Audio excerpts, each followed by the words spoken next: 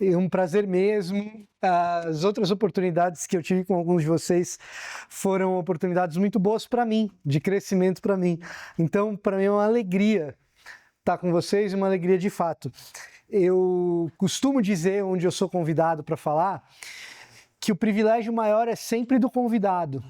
E eu entendo isso do fundo do coração, porque a igreja que faz o convite confia ao convidado aquilo que a igreja tem de mais precioso, que é o compartilhar das Escrituras. Então, eu venho com o coração agradecido pela confiança e na expectativa de que Deus fale aos nossos corações nos próximos dias. Então, mais uma vez eu agradeço. Na internet, às vezes, eu não sou tão legal, Fábio. Essa semana eu apliquei prova para uns alunos. Eu dou aula no seminário, essa semana eu apliquei prova. Aí um dos alunos, depois que entregou a prova, ele falou assim: professor, a prova já está feita, eu não quero que isso influencie a correção, mas você sabia que eu não gostava do senhor? Eu te conhecia da internet e não gostava não estava animado para as aulas. Mas olha, passando alguns meses, até que o senhor ficou razoável. Eu falei, você que pensa que eu não vou levar isso em consideração na hora de corrigir. Corajoso você de falar isso antes da correção. Mas, gente, nesses próximos dias, um dos nossos desafios vai ser olhar para a missão de Deus e tentar fazer com que a gente se encaixe nessa missão. Qual que é o nosso lugar dentro da missão de Deus? E eu não sei para vocês, mas na minha cultura evangélica, eu cresci numa família batista tradicionalérrima. Batistas tão tradicionais que quando eu falei que eu ia virar presbiteriano, teve crise em casa.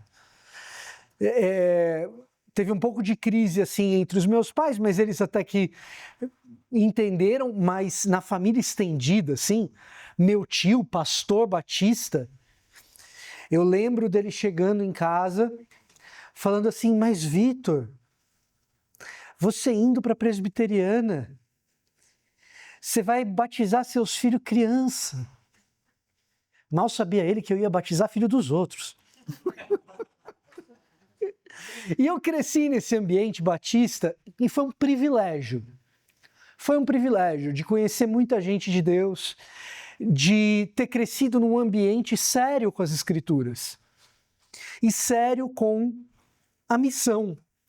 Só que na minha cabeça, quando falava de a missão, eu sempre pensava em missões, em especial missões transculturais.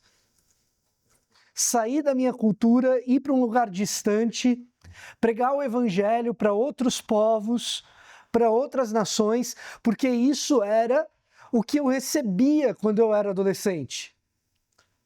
Ou até no final da minha infância, quando eu já começava a entender as coisas, quando vinha um missionário falar, geralmente era um testemunho, e um testemunho muito poderoso, dele nas tribos, ou de repente em um país onde existe perseguição ao cristianismo, e era isso que eu entendia por missão.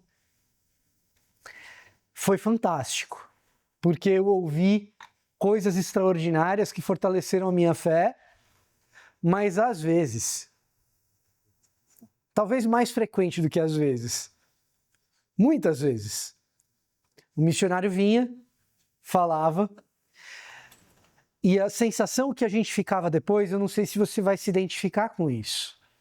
A sensação que a gente ficava depois era de se sentir culpado. Porque ele foi. Eu fiquei. Ele é crente de verdade. Eu sou só alguém brincando de ser cristão. Ele é quem realmente está cumprindo um chamado. Eu sou o trapo do trapo da igreja evangélica, venho aqui para esquentar banco. Alguns de vocês já me ouviram falar isso, mas eu sei que nem todos. Na minha adolescência, o meu negócio era jogar bola. Eu não era um adolescente rebelde. Tudo que eu queria era jogar futebol. Se eu tivesse o meu futebol preservado, e eu sei que vocês olhando para a minha forma física hoje duvidam disso, mas Mas eu jogava bem, acho. Pelo menos eu tinha autoestima. E aí, no domingo de manhã, a minha grande rebeldia era fingir que não estava conseguindo acordar. Quem sabe meus pais acreditam, vão para a igreja, me deixam aqui em casa e assim que eu ouvir o barulho do carro saindo, eu levanto, coloco chuteira e vou jogar bola com os meus amigos. Essa era a minha rebeldia. Não cometi grandes rebeldias, mas desnecessário dizer que nunca funcionou esse plano meu, né? Não cometi grandes rebeldias, mas essa era uma delas. E esse garoto, que gostava de igreja, que gostava das músicas, que achava algumas passagens bíblicas bonitas, que se emocionava com o testemunho desses missionários, dentro de um ambiente batista, eu me achava o crente de 13ª categoria, porque bom mesmo é um missionário. Bom, aí eu fui para o presbiteriana. E aí na presbiteriana eu descobri que os presbiterianos acham que todo crente é o trapo do trapo. Eu aprendi um negócio chamado total depravação. Eu aprendi para valer como funciona essa coisa da graça, que era ensinado lá no meu ambiente batista. Era eu que não escutava direito porque estava querendo jogar bola. Mas ali eu aprendi para valer essa coisa da graça. E de que todos nós somos pecadores, todos nós precisamos da graça de Deus, que a salvação vem mediante a fé e não pelas obras, para que ninguém se glorie. Ora, ninguém se glorie, nem eu, nem o missionário. E isso, por algum momento, foi um alívio para mim. Mas depois de um tempo, isso começou a me incomodar, porque a teologia era muito boa, a Bíblia me reconfortava quanto a isso, mas tem uma coisa na vida cristã que é o teste da realidade. É a gente olhar para os lados e ver se as coisas fazem sentido. E às vezes, quando o que a gente está pensando teologicamente já fez sentido na nossa cabeça, mas o que a gente observa na vida está nos dizendo outra coisa, às vezes a gente entra em crise. Às vezes a gente abandona a teologia e às vezes a gente finge que não está vendo. Mas voltava para mim a seguinte questão. Tá, tudo bem, todo mundo é pecador. Todo mundo carece da graça. A gente é salvo mediante a fé e não pelas obras, para que ninguém se glorie. Tudo isso é verdadeiro. Não muda o fato que ele foi e eu não. E isso continuava permeando ali a minha cabeça, o meu coração. E o nosso desafio, se você se identificou um pouquinho com alguma das coisas que eu trouxe, talvez uma delas, talvez meia delas, mas o nosso desafio nesses próximos dias é perceber que ao falar da missão de Deus, no lugar de estabelecer uma hierarquia ou um critério de diferença entre crentes, na verdade, o que a gente é convidado a descobrir é a maior alegria cristã que pode existir, porque a missão é de Deus e Ele nos convida para ela. Descobrir a missão de Deus é descobrir o que Deus está fazendo e nos convidando para fazer parte. E na medida que Deus nos convida para fazer parte, a gente começa a ver o que Deus está fazendo, e ao ver aquilo que Deus está fazendo, isso é motivo da maior alegria que existe na vida cristã. No lugar de culpa, ou de hierarquia, ranking espiritual, no lugar de nos sentirmos preteridos, porque afinal de contas o chamado do outro é maior do que o meu, quando a gente começa a entender que a missão é de Deus e nós somos convidados, privilegiados, para fazer parte do que Ele tem feito, toda a nossa percepção muda. Toda a nossa percepção. A gente começa a admirar esses missionários, a gente ouve falar de missões e a gente quer ouvir a respeito do que Deus tem feito, mas a gente começa a abrir os olhos para aquilo que Deus pode fazer, onde nós estamos, por meio de nós, ao nosso redor, com as pessoas que nós mais amamos, com aquelas que conhecemos, com aquelas do nosso ambiente de trabalho, com aquelas que conhecemos na faculdade, com aquelas que nós crescemos junto. Como eu queria ter entendido isso antes, talvez eu tivesse sido um pouco mais fiel no testemunho para aqueles meus amigos de futebol. Eu ainda creio, e 2 semanas atrás eu recebi uma mensagem no WhatsApp de um amigo meu da igreja que eu trabalhei antes da igreja na qual eu trabalho hoje. Hoje eu trabalho lá na comunidade da Vila. Mas um amigo meu me manda uma mensagem assim: Vitor, você conhece Eduardo Brandão? Ele te viu no YouTube e disse que te conhece. Aí eu falei assim: Eduardo Brandão Machado? Ele disse: esse mesmo. Trabalha comigo. Eu falei: era meu vizinho de rua. A gente jogava bola junto. Pois é. A gente está querendo ir na tua igreja.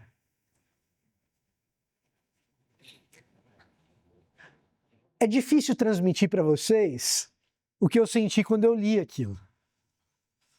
Mas é como se anos de oportunidades perdidas de pregar o evangelho numa mensagem, em algumas linhas de texto, estivessem voltando para mim, como que Deus dizendo: Vitor, isso é graça. Eu estou te trazendo Eduardo de volta. A missão é de Deus. A gente é convidado para ver, testemunhar e, por graça, porque a gente não merece, então é favor imerecido, participar disso. Missões não devem ser motivo de culpa, nem de hierarquia, nem de ranking. Para que a gente se veja intimidado por algo que nós ainda não fizemos. Presente, futuro, Deus está te chamando para assistir no camarote e tomar parte na peça que Ele mesmo trabalha. Esse é o nosso desafio nos próximos dias: descobrir alegria, descobrir prazer, descobrir vocação, na medida em que Deus trabalha e nos convida para participar. Hoje, agora de manhã, a minha tentativa vai ser de mostrar como essa missão se desenrola ao longo do texto bíblico, ao longo da narrativa. Eu me recordo da última vez que eu fui renovar a minha carteira de motorista. Eu fui no Poupa Tempo, e sabendo que Poupa Tempo é um nome que não descreve exatamente o que acontece lá dentro, eu levei um livro comigo. Eu levei um livro de teologia para ler, enquanto eu sentava esperando. Até que a médica que faria o exame oftalmológico me chama, eu pego o livro, coloco debaixo do braço, entro na sala dela, naquela pequena salinha com os instrumentos ali para verificar a minha débil visão. E esse exame começa a demorar um pouco mais, porque realmente eu estou precisando de óculos.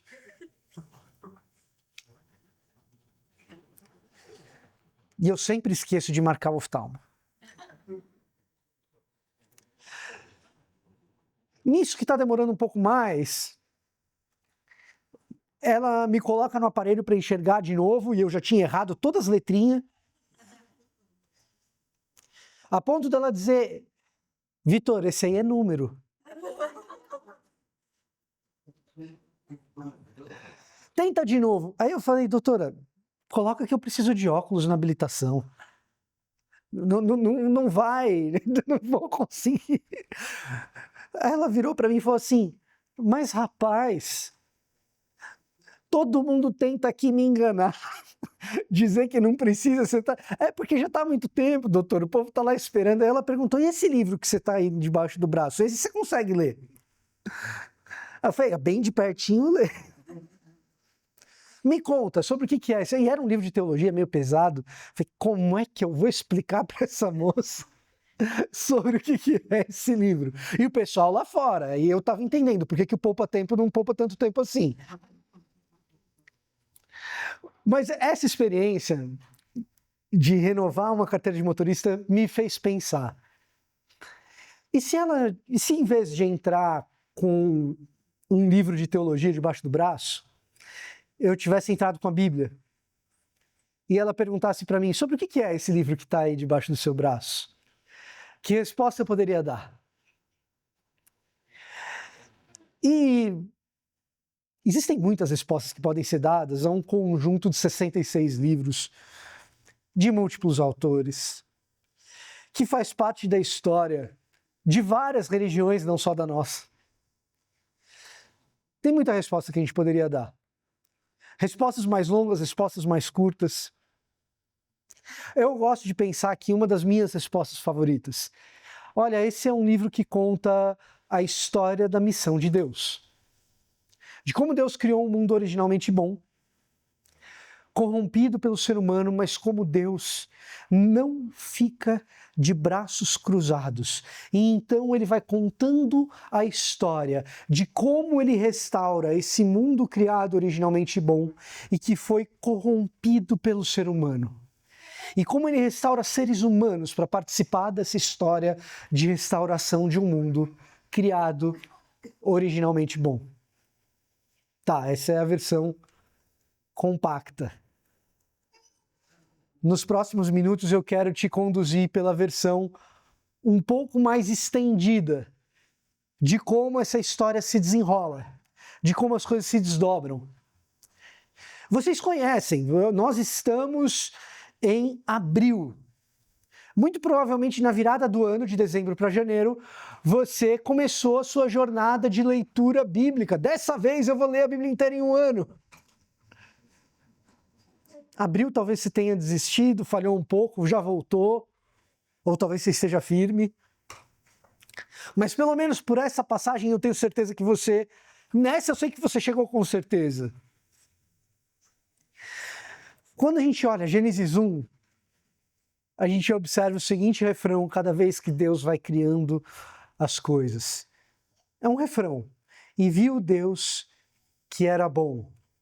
E viu Deus que era bom. E viu Deus que era bom. Até tudo estar criado, e Deus criar o ser humano e olhar para aquilo e dizer, muito bom. E viu Deus que era muito bom.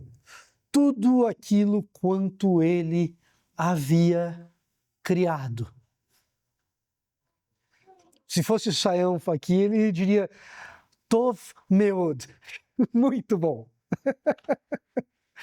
Mas eu não vou gastar o hebraico hoje, não. E viu Deus que era bom. Esse mundo ele começa criado originalmente bom, agradável, desfrutável. É olhar para a criação e ter deleite. Não qualquer deleite. Veja você, nós temos deleite na criação até hoje. Alguns de vocês já me ouviram contar essa história, mas não custa contar mais uma vez. Não custa contar mais uma vez. A Lara, minha filha, quando ela tinha uns 6 meses de idade, tinha um barulhinho que ela adorava, que era o barulho de fechadura. Por quê? Porque quando ouvia o barulho de fechadura, na cabeça dela era vovó. Tá abrindo a porta, tá chegando. Lara tá comigo no quarto, mamãe tá aqui também. Quem que pode ser que abriu a porta? A barulho de fechadura se chama vovó. Um dia, Lara no meu colo, olhando pela janela, olhando pela varanda, o barulho de fechadura aparece e ela Nem tchum. Vovó logo fica enciumada. Chega perto para ver o que é. E a Lara, nem tchum para vovó. Porque Lara estava observando pela primeira vez a lua cheia. Então ela olhava para o meu rosto, olhava para a lua e fazia assim. De repente ela percebeu, a vovó enciumada. Vovó percebeu que com a lua cheia não dá para brigar. Mesmo assim, Lara adorava. Você vê como é perspectiva, né? Para Lara era a vovó, para mim era minha sogra, mas tudo bem. Ela olha para a avó, olha para a lua, faz assim para a avó. A gente ainda percebe esse mundo com deleite. A lua cheia ainda é bonita para você e para minha filha, que na época tinha 6 meses. Agora, perceba como esse mundo criado originalmente bom proporcionava deleite se era o próprio Deus que olhava para a criação e fazia assim, Tov, bom, muito bom, tudo aquilo quando foi criado. E então, tendo criado também o ser humano, Deus diz ao ser humano, eis aqui o jardim para que você desfrute dele, de tudo quanto ele proporciona para você, exceto essa árvore do conhecimento daquilo que é bom e daquilo que é ruim. A gente fala fruto da árvore do conhecimento do bem e do mal. Esse bem aí também é Tov. É a árvore do fruto do conhecimento daquilo que é bom e daquilo que é ruim. Ora, tudo aquilo quanto era bom, o ser humano já conhecia. Para poder conhecer aquilo que é ruim, para poder conhecer aquilo que é mal, o ser humano precisaria introduzir a maldade, a crueldade, o pecado ao mundo. Não é meramente conhecer, é conhecer aquilo que está ausente. E para conhecer aquilo que está ausente, nós precisamos introduzi-lo a esse mundo criado originalmente bom. E então, esse mundo criado originalmente bom, ele é corrompido.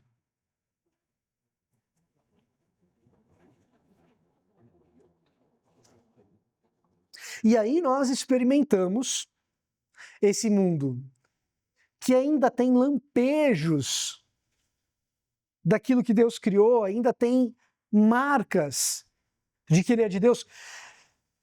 Quem de nós um dia não deitou no chão, olhou para as nuvens e começou a imaginar, olha, aquilo ali parece um cachorro.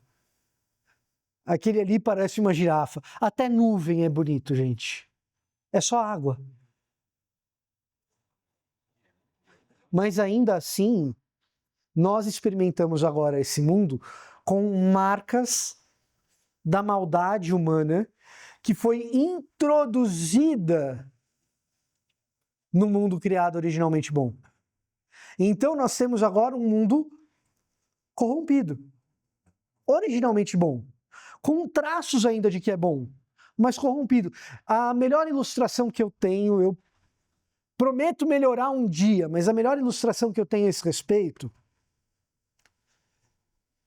chama-se quebra-mola ou lombada. O quebra-mola já diz muito, um negócio feito para quebrar a tua suspensão. Por que esse negócio existe? Por que existe lombada ou quebra-mola? Porque um determinado grupo de pessoas imagina que alguns segundos da vida dela ou delas vale mais do que a sua vida. Porque alguém imagina que alguns segundos da sua própria vida vale mais do que a vida inteira de alguém. Então, o que a gente faz? A gente constrói uma lombada. Isso é marca do quê? Isso é a marca de que o mundo que a gente deveria experimentar bom, a gente experimenta com crueldade, corrompido. Ninguém olha para uma lombada e olha para a vovó e fala,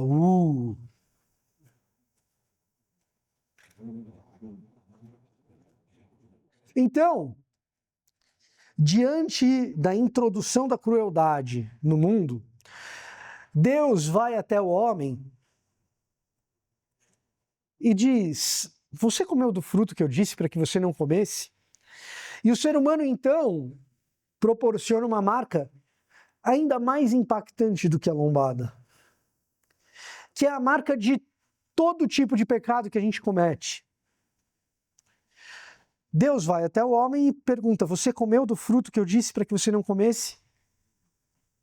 E o homem, então, responde a Deus da seguinte maneira, foi a mulher que você me deu. A culpa é dela, a culpa é sua. A culpa não é minha.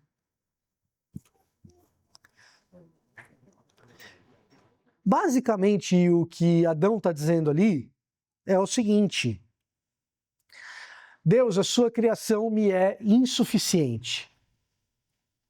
Deus, a sua criação não é boa. Deus, a sua criação não deu conta. Deus, a sua criação é amaldiçoada. Basicamente, o que Adão está dizendo ali para Deus é o seguinte, a culpa não é minha, foi você que fez essa daqui, que causou todo esse problema.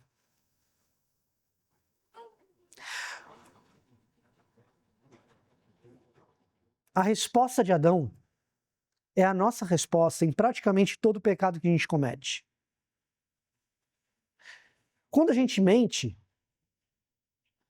quando a gente precisa, entre aspas, mentir, foi a realidade que você me deu. Quando a gente rouba, foram os recursos insuficientes que você me deu. Quando a gente adultera, a gente repete a frase de Adão. Foi a mulher que você me deu, que não me foi suficiente.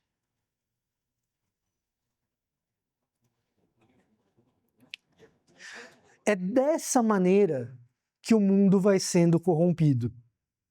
Quando a maldade e o pecado são introduzidos no mundo, o que é introduzido no mundo? Uma percepção distorcida de que aquilo que Deus nos dá não nos é suficiente, de que Deus não nos supre, de que aquilo que Deus criou não dá conta daquilo que nós necessitamos.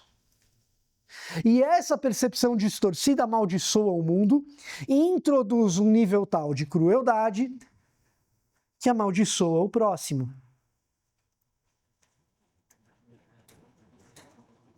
O que é o assassinato? É dizer para Deus assim, a existência desse aqui que você fez não é boa.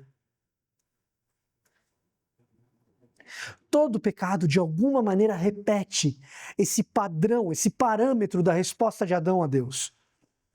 E toda vez que a gente dá essa resposta e que a gente repete esse padrão, o mundo que foi criado originalmente bom, distorcido na nossa percepção, se torna corrompido de fato.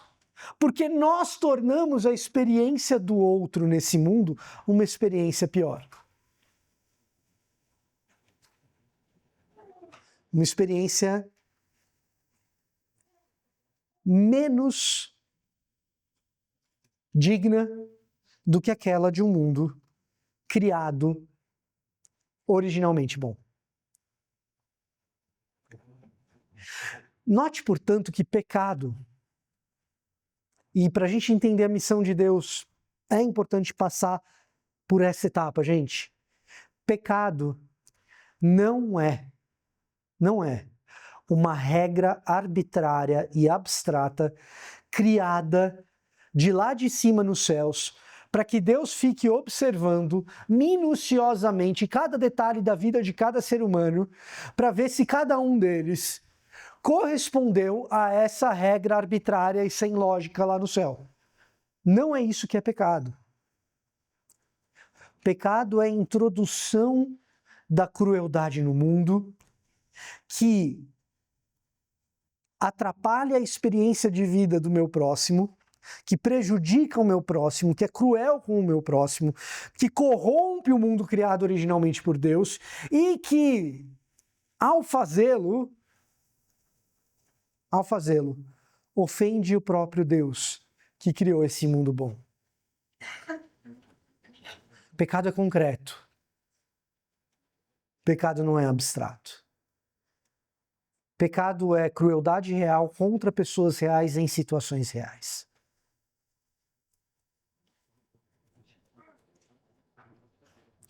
E talvez essa seja uma das coisas mais difíceis para o nosso mundo ocidental entender. Deus não é um Deus desencarnado, cruel, iracundo,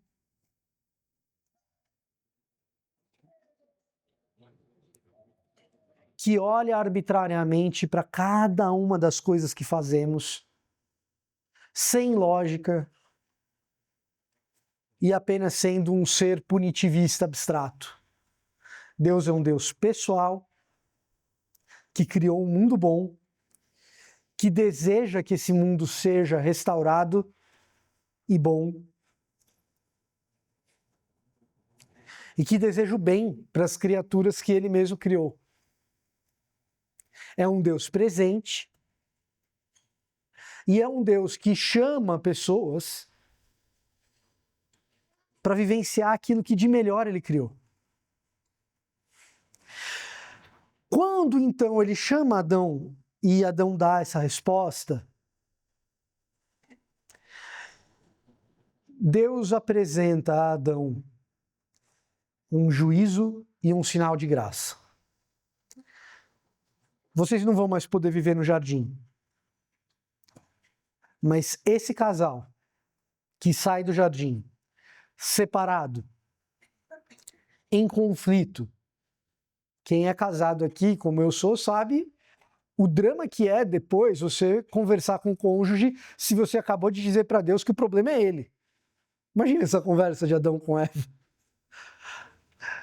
O problema sou eu, então, Adão? Mas falando sério, esse casal sai quebrado do jardim.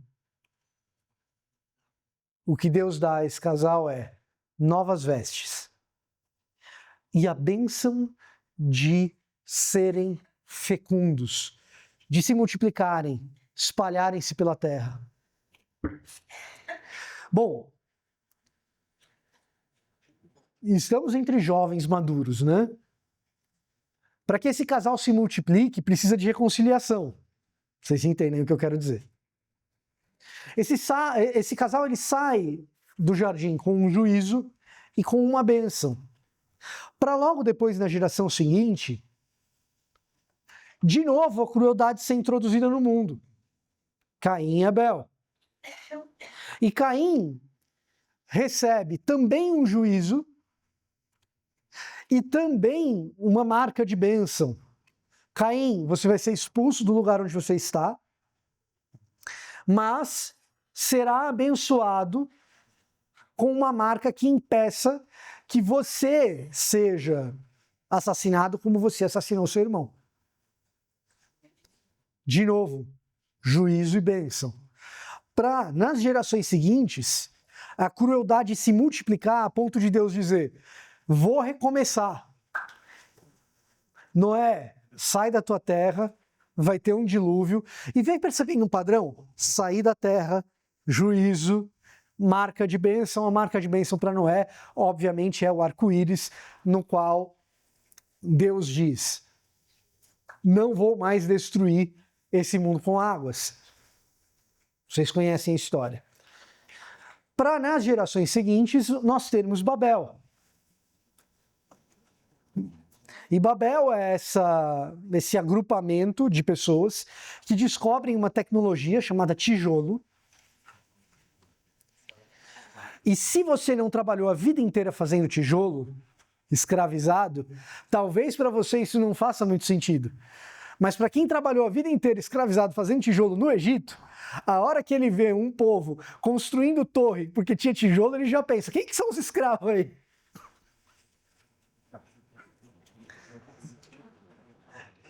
E Babel, então, constrói essa torre para a glória do seu próprio nome. E, de novo, Deus visita a crueldade, dessa vez da escravidão, com uma marca de expulsão, espalha todo mundo, espalha aqueles povos todos de línguas diferentes pelo mundo. E para repetir o padrão, fica faltando a bênção. Babel está no capítulo 11 de Gênesis. A bênção vem no capítulo 12. Abrão, sai da tua terra, da tua parentela, vai para a terra que eu vou te mostrar, ali farei de você uma grande nação. E em ti serão abençoadas todas as famílias da terra. Essas que se espalharam.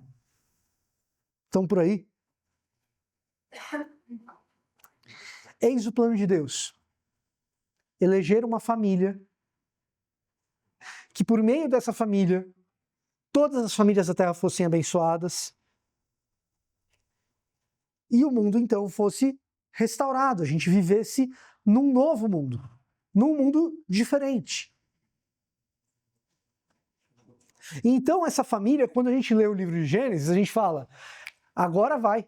Porque até então a gente estava vendo corrupção atrás de corrupção.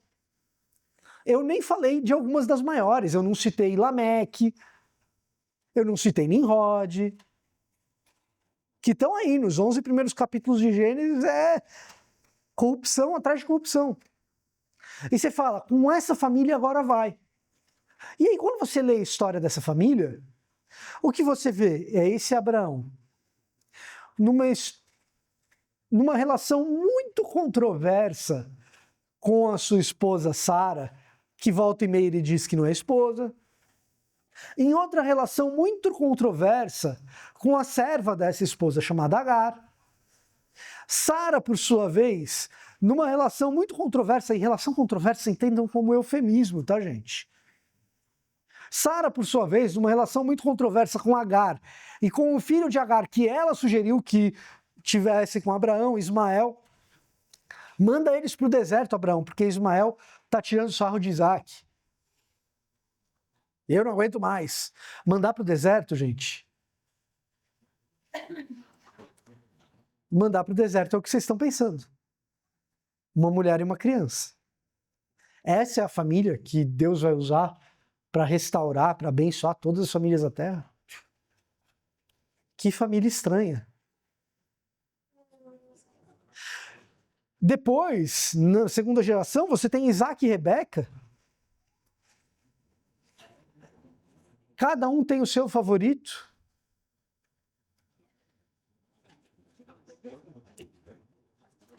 A ponto disso virar nome de romance brasileiro. Machado de Assis, Esaú e Jacó.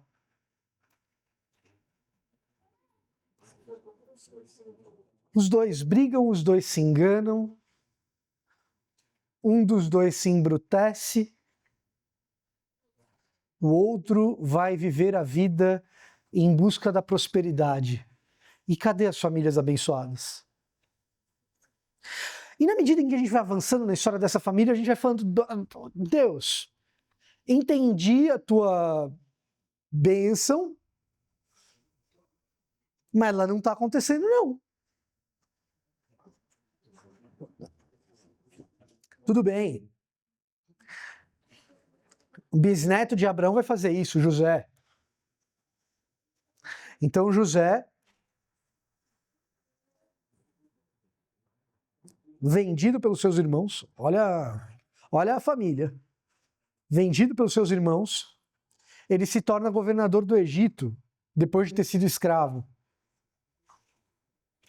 E sendo governador do Egito, ele salva o mundo da fome como governador do Egito. E você fala assim, agora sim as famílias estão sendo abençoadas. Só que quando você lê direitinho essa história, você chega lá no capítulo 47 de Gênesis, você vê que José faz um negócio estranho, cara. José, governador do Egito, administrando os bens de Faraó. Na hora de salvar todo mundo, ele vende os bens de Faraó. E vendendo os bens de Faraó, primeiro o Faraó fica rico. Quando o pessoal não tem mais dinheiro, eles dão as terras para o Faraó, e o Faraó se torna um grande proprietário de terras. E quando o pessoal não tem mais terra, eles vendem a vida, o trabalho para o Faraó, eles se tornam escravos de Faraó. José salva, sim, todas as famílias daquele pedaço do Antigo Oriente Próximo, mas faz de Faraó o homem mais poderoso da terra.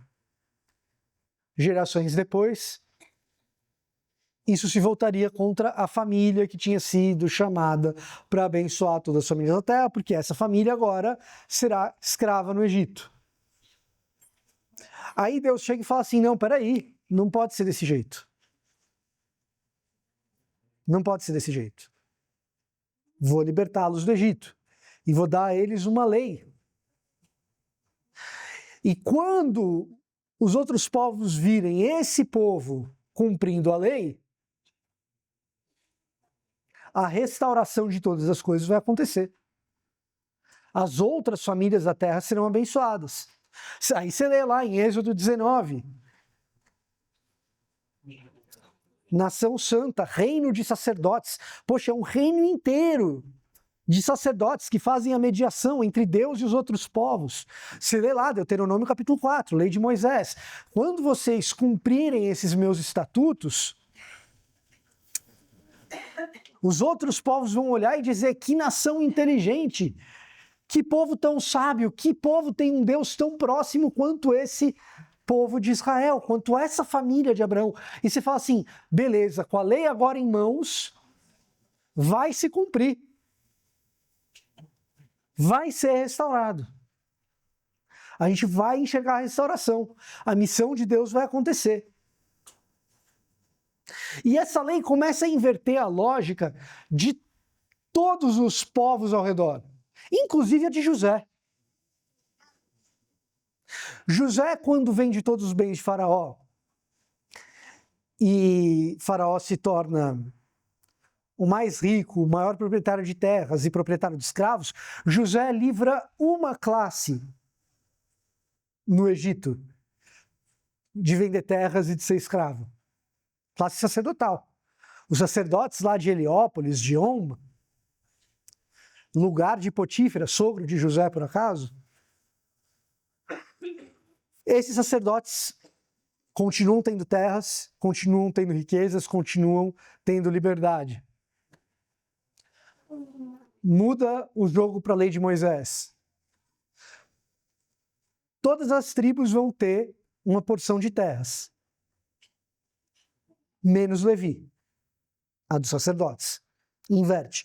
Os sacerdotes podiam ter terra em torno das cidades de Levi, mas a tribo de Levi não tinha faixa de terra. Inverte a jogada. Lei de Moisés, Levítico 25.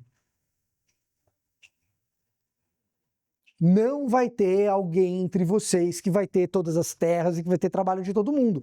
Bateu 50 anos, devolve terra e devolve escravo, que é para não ter faraó no meio de vocês.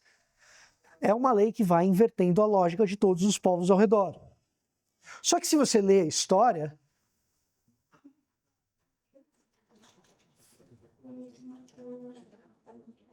o povo com Moisés não cumpre as leis. Bezerro de ouro, reclamam do maná. Foi o maná que tu me deste. Não cumpre. Moisés não entra na Terra Prometida. A geração seguinte entra. Só que quando você pega a entrada na Terra Prometida, até o final da Terra, do relato de entrada na Terra Prometida, são 2 livros, Josué e Juízes. Josué começa com a história extraordinária de libertação de uma mulher cananeia chamada Raabe. Juízes termina com uma história tétrica.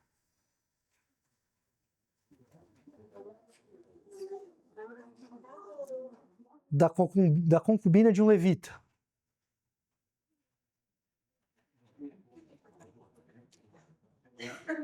Brutalmente assassinada.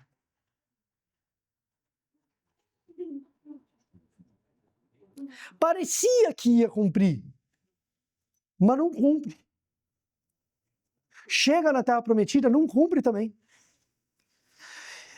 E o relato de Juízes 19, 20 e 21 é uma espécie de manifesto de que essa família, chamada para abençoar todas as famílias da Terra, se tornou mais corrupta do que mesmo os outros povos. Se você olhar geograficamente, essa entrada na Terra Prometida, ela narra pra gente Jericó, que se torna território da tribo de Benjamim. E Jericó está do ladinho do Jordão, fazendo do lado de vocês aqui. Jericó está do ladinho do Jordão. E o território de Benjamim, ele é um território que é como se fosse... ele é meio que horizontal, assim, sabe? O território de Benjamim é pequenininho, ele é cercado pelo território de todas as outras tribos. E é em Benjamim, em Jericó, que você tem a maior libertação na entrada da Terra Prometida, a libertação de Raabe. Jericó, do ladinho do Jordão aqui. No outro extremo de Benjamim, você tem outra cidade, que é a cidade de Gibeá, que é exatamente onde acontece o massacre da concubina desse levita, que já é uma coisa muito estranha, um levita que tem uma concubina, ele não se casa com ela, ela foge, ele volta para buscar. Quando ele vai buscar a mulher, ele também não se casa. Quando ele está voltando para a cidade dele, em Efraim, então ele atravessa de Judá para Benjamim, de Benjamim para Efraim, tá?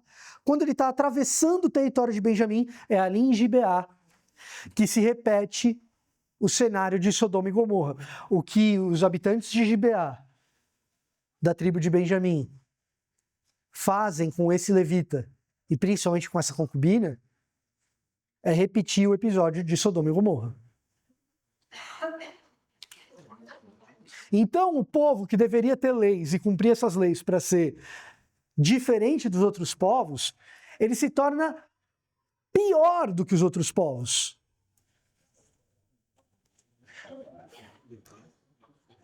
E a gente vai se frustrando.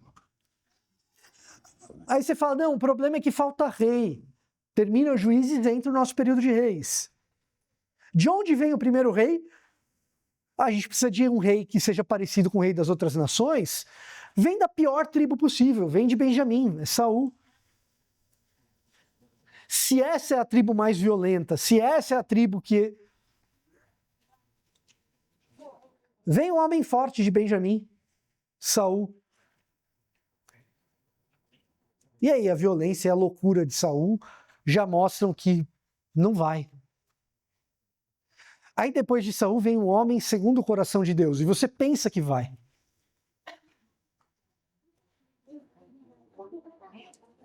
Mas com Davi também não vai.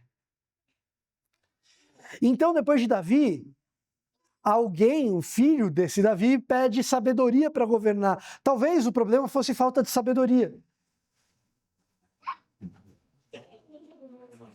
E você olha para Salomão e não vai também. Alguns dizem que Salomão se perdeu no final. Salomão já começa muito mal, viu, gente? Relato de 1 Reis é bem avesso ao relato de Deuteronômio 17. Quando vocês tiverem um rei, não tenha ele muitos cavalos, não tenha ele muitas carruagens, nem volte para a terra do Egito para buscar mais cavalos. Que ele tenha uma cópia da lei e guarde essa cópia da lei para duas coisas, diz o livro de Deuteronômio. para saber o lugar de Deus e para que o rei não pense que é maior do que o próximo, que os seus irmãos israelitas.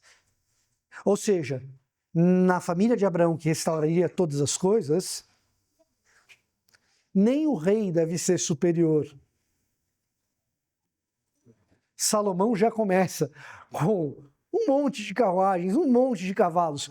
Manda fazer o templo? Manda. Mas manda fazer o palácio dele com o dobro do tamanho do templo.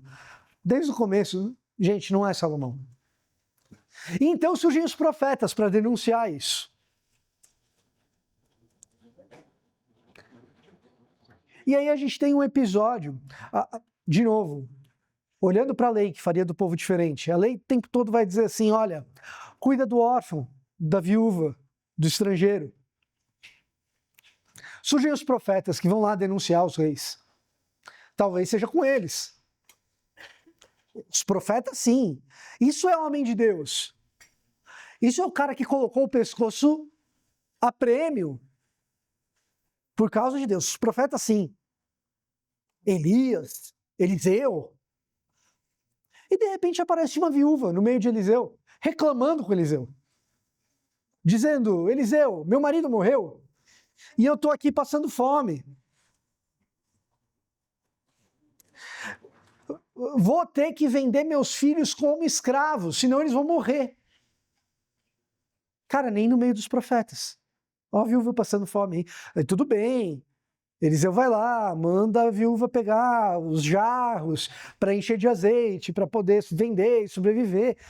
Mas até no meio dos profetas, a impureza está lá. Até no meio dos profetas, a maldade está lá, a crueldade está lá.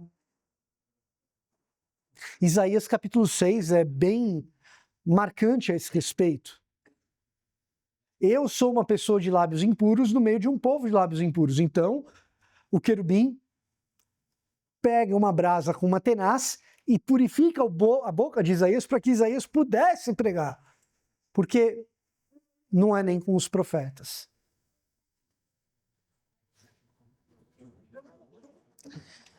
O nosso anseio, então, começa a ser quando que vai resolver? Quando a gente vira a página dos profetas e entra no Novo Testamento, de Malaquias para Mateus, a gente enxerga a seguinte frase: livro da genealogia de Jesus, filho de Davi, filho de Abraão.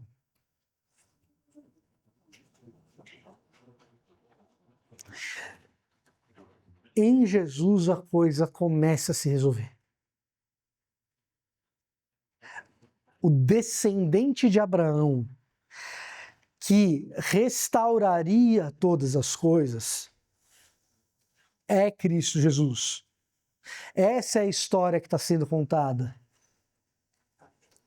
E então, na cruz, Jesus é despedaçado pelo pecado, assim como a criação foi despedaçada pelo pecado.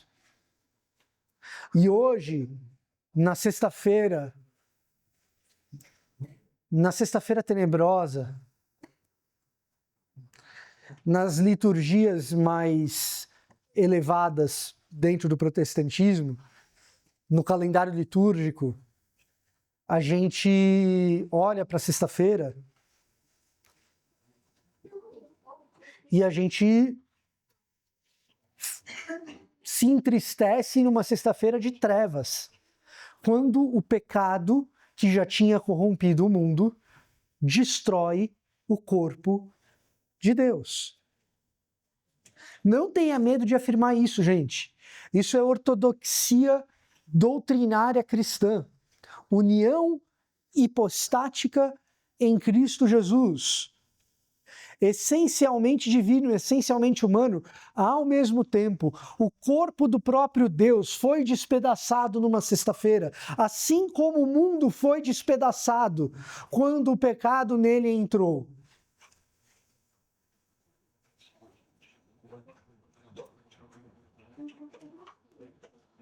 A restauração começa no domingo, quando o Pai junta o corpo do Filho, restaura o corpo do Filho. E no domingo acontece a ressurreição, no primeiro grande ato da restauração de todas as coisas. Ele é o primeiro dentre os mortos, o que significa que todos os mortos passarão por ressurreição, aqueles eleitos, é claro. E a restauração se dará restaurando o corpo de cada um de nós. E nós somos convidados para restaurar e consertar as coisas que são quebradas pelo pecado. E a missão de Deus é de olhar para esse mundo quebrado pelo pecado e dizer: o pecado não tem palavra final. O pecado não é definitivo. A destruição que o pecado trouxe tem resposta, tem conserto. E eu, o Senhor Deus, trabalho para restaurar o mundo que foi corrompido pelo pecado. Todas as coisas no céu e na terra são trazidas de volta para a autoridade de Deus por meio de Cristo Jesus. Efésios 1, trazer para debaixo da cabeça, da autoridade de Jesus todas as coisas, ou fazer convergir em Cristo. Esse era o plano de Deus, o beneplácito da sua vontade desde o princípio. Esse mundo despedaçado pelo pecado, Deus está juntando debaixo da autoridade de Jesus Cristo, fazendo convergir sob a sua autoridade. Colossenses 1, a passagem paralela. Aliás, sempre ao ler Efésios, leia Colossenses. Sempre ao ler Colossenses, leia Efésios. Eles se combinam, se repetem e se completam. Colossenses capítulo 1. O sangue do Cordeiro traz amizade, paz de todas as coisas para com Deus, as que estão nos céus e também as que estão na terra. E também vocês.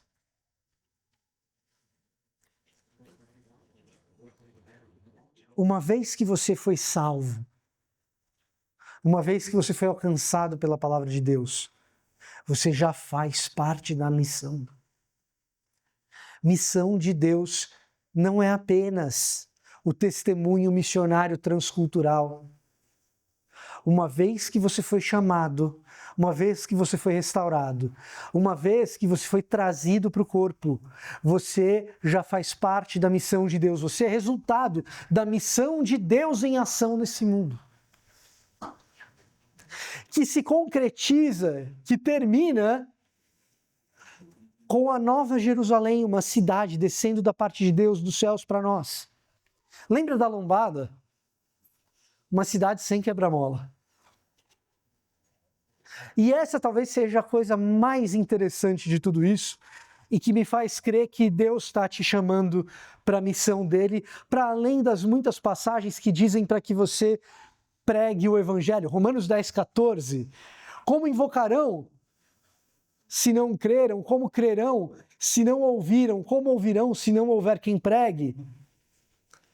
É o tipo de passagem que nos leva a querer participar da missão. Mas mais do que isso, o mundo começa no jardim e ele termina num negócio que é muito humano. Ele termina numa cidade. Eis que vi a Nova Jerusalém descendo. Cidade é coisa de ser humano. Essa cidade, ela é de Deus. Mas Deus não abomina tudo que ser humano faz, não. Cidade está lá. Está descendo. Esse é um convite para você, como ser humano, no meio da cidade, como médico, como advogado, como engenheiro, como professor, como empreendedor, como estudante, fazer da cidade na qual você está um pouquinho mais parecida com a cidade que há de vir. Você, quando foi alcançado pelo sangue do Cordeiro, o Cordeiro ressurreto ao terceiro dia, que inicia a restauração de todas as coisas ao terceiro dia, você foi convidado para a missão de Deus. E isso é graça. E na medida em que acontece, não cria na igreja hierarquia, nem sentimento de culpa, mas motivação, alegria. Porque eu não sei quanto a vocês. Aliás, eu sei pelo olhar de vocês. Nós queremos ver as muitas restaurações que Deus pode fazer em lugares quebrados pelo pecado e pela corrupção humana. Isso é privilégio. Isso é graça da parte de Deus. Descobrir o seu lugar na missão de Deus é descobrir a maior alegria que você pode ter na trajetória da tua vida enquanto teu corpo ainda não ressuscita. Que Deus te abençoe e que a gente tenha ótimos dias aqui de paixão e de Páscoa.